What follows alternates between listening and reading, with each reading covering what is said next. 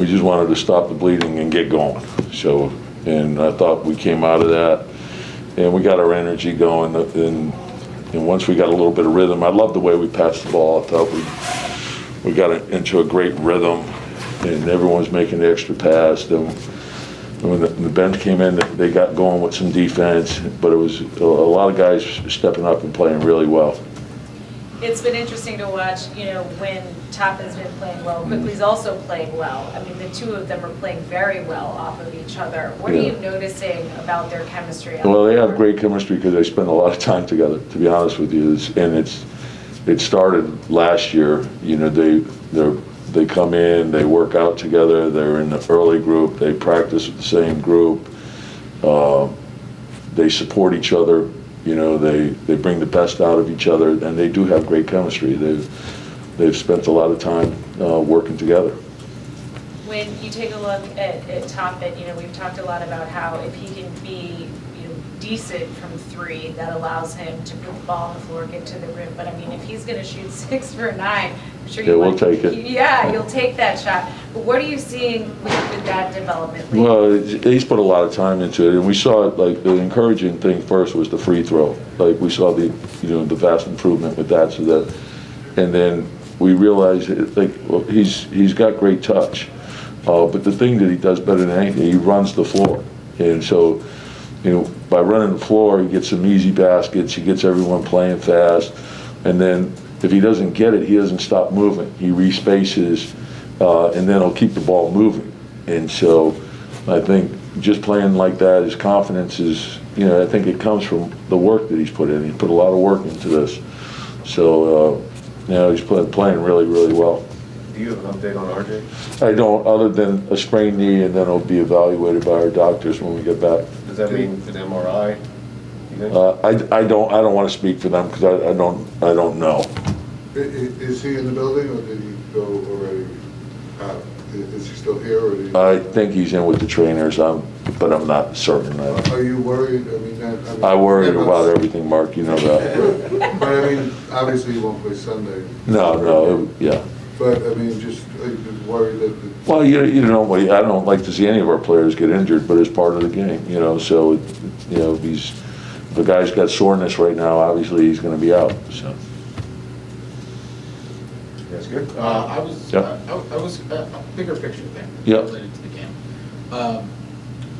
You guys have talked before about those the young guys practices you have before practices. Yeah.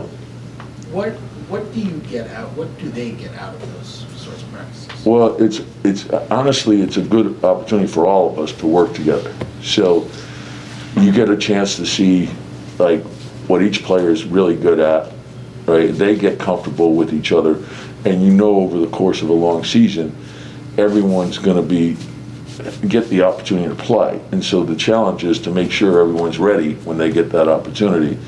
And so the young guys, particularly we saw, stretches last year from Quick and Obi, so we knew where they were.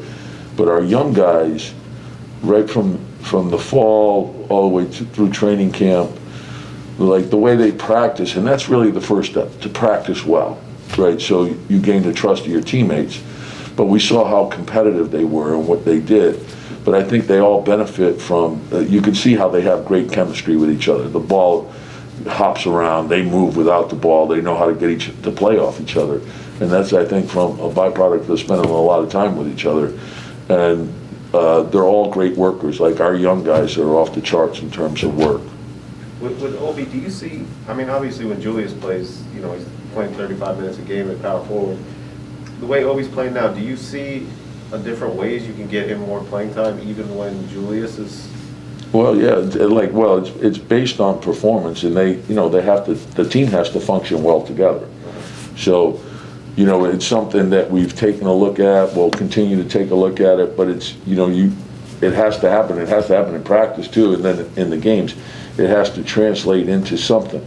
And your opponents and who they have on the floor, that factors into it as well. But I like having the component of being able to downsize. The thing is, we lose our defense, and so it's going to be hard, because once you do that, you're basically committing to outscoring somebody. Just getting back to RJ, on the play that he got hurt, I mean, he made a nice feed. I mean, do you remember the play? Yeah, it was a great play, and I told our guys, I love the way they passed the ball to each other today. Like, I thought the rim reads were terrific, attack the rim, collapse, spray, and oftentimes we got, drive, pass, which led to great rhythm on the threes. And I thought Quick made a number of great reads in the pick and roll. Like, he got movement, he read the screen well, he read the coverage well, and he read the low man well. And that's huge. Like, I thought his floor game was great. We know he's a shot maker, but he's doing a lot of things. And I think what Obi does is he gets you those easy buckets too when he runs. So your offense, you once you get easy buckets for everyone, guys get confident and guys get into rhythm. And then I thought Taj gave us some really good minutes, and there was a stretch where we were trying to buy a little bit of time where we just dumped it into him, and he's going to get you a good shot. So he turned back the clock a little bit and got to the rim. Coach, is Obi a throwback to anybody you've watched? And he's very unique, and I always hate to compare players, but his athleticism, and you could throw in Jericho with that. It's amazing what they can do, and they're so fast. And it's hard. It puts a lot of pressure and stretches out the defense. And he's got great hands, and he got different ways to finish around the rim. It's not just the dunks. Oftentimes he'll change, and he'll give you different finishes. But his teammates now are always looking for him, and he's doing a really good job of sealing. So he gets a guy pinned, and it's 2 points or a foul. Were you surprised by the reaction from the crowd by his score? He's a great guy. He's got and he's a very positive, upbeat, high energy guy, and everyone loves Obi. And,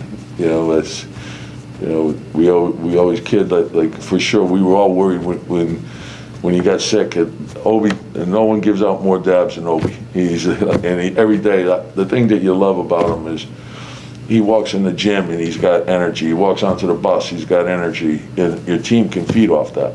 So he reminds me in some ways of, if you ask, not in the way they play, but in the way they bounce. In their attitude is Taj. Like, that was a young Taj.